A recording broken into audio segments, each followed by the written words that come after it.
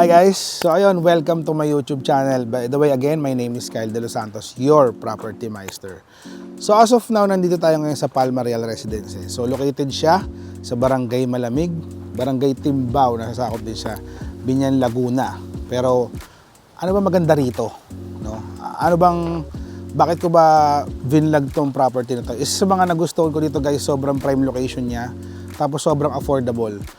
So, sa halagang 24,000 pesos monthly amortization, meron ka ng single detached unit, minimum ng 120 square meters yung lot area, and then yung floor area niya is 80 square meters. 3 to 5 minutes away, 3 to 5 minutes away. Nasa Nuvali ka na, tapos paglabas mo ng subdivision, makikita mo na rin kagad si Calax. So, later, ipapakita ko, i-review ko yung overall details ni Palma Real. So, as of now, since nandito na tayo ngayon sa property, i-showcase ko muna sa inyo isa sa mga RFO units or ready for occupancy units namin. By the way, as of now, 3 units left meron tayo na RFO. Meron din tayo for construction. We also offer lot only and house and lot. So, yun guys, tara. Pasukin natin, samahan nyo ako.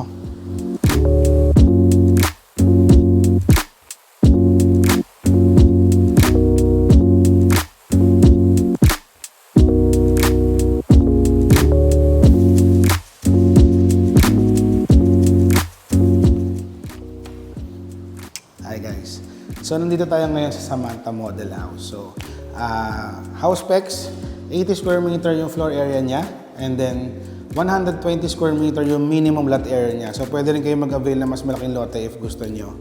Oh, so, by the way, ito, solid panel main door, sliding windows, ayan. So, may provision siya for lanay.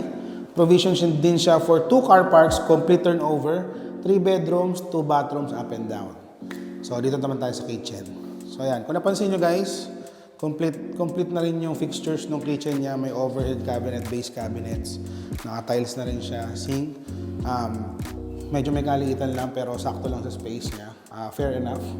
Ayun guys. Tapos, dito naman sa part na to, pag binuksan nyo to is, this will lead you sa back door o sa backyard. So, ayan. So, if i-check natin yung backyard niya, normally, 2 meters wide yung space nun. So, magtatayo kayo ng dirty kitchen, laundry area. Sa likod yung perfect niya. And then dito guys, ayan. Ito naman yung space niya for dining. No? So, upon turnover naman, ang maganda rito kay Samantha or kay Palma Real is, pwede nyo siyang baguhin yung mga dimensions niya or kung gusto nyo i-expand, i-extend, or totally i-renovate, pwede. Actually dito, sa part na to, pwede nyo siyang gawing bedroom pa. So, lalagay nyo lang siya dito, i-enclose nyo lang siya, pwede na siyang bedroom. So, kung may mga kasama kayong medyo matanda na, hirap na umakyat, pwede siya guys. Ayan. So, and then, andito naman yung bathroom niya for the ground floor. So, silipin nyo guys, complete fixtures na din siya. So, ayan, common bathroom yun. So, ayun guys, tara, akitin na natin.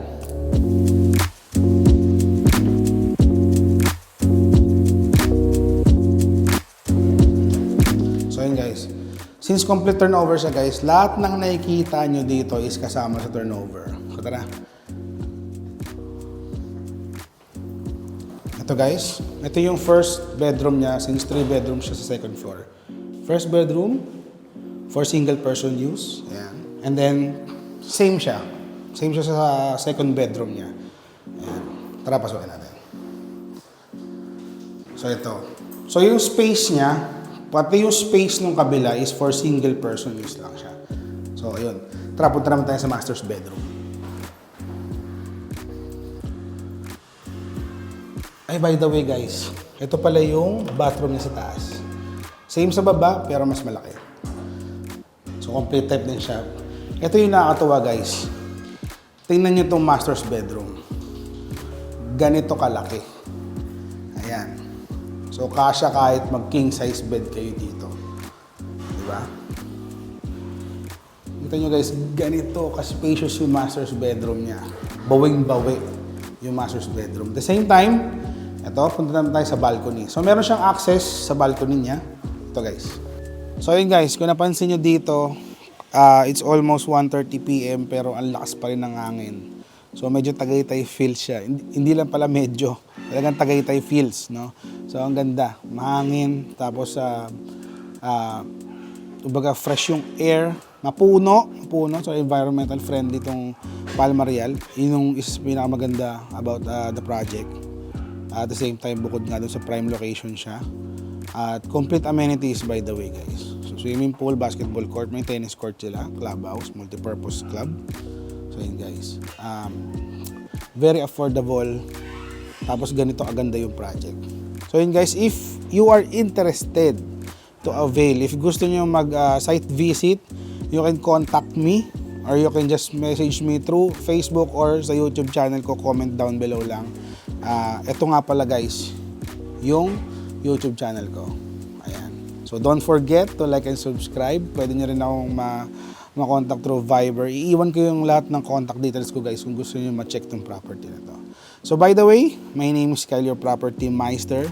So see you sa next vlogs ko. Ayun guys. Thank you.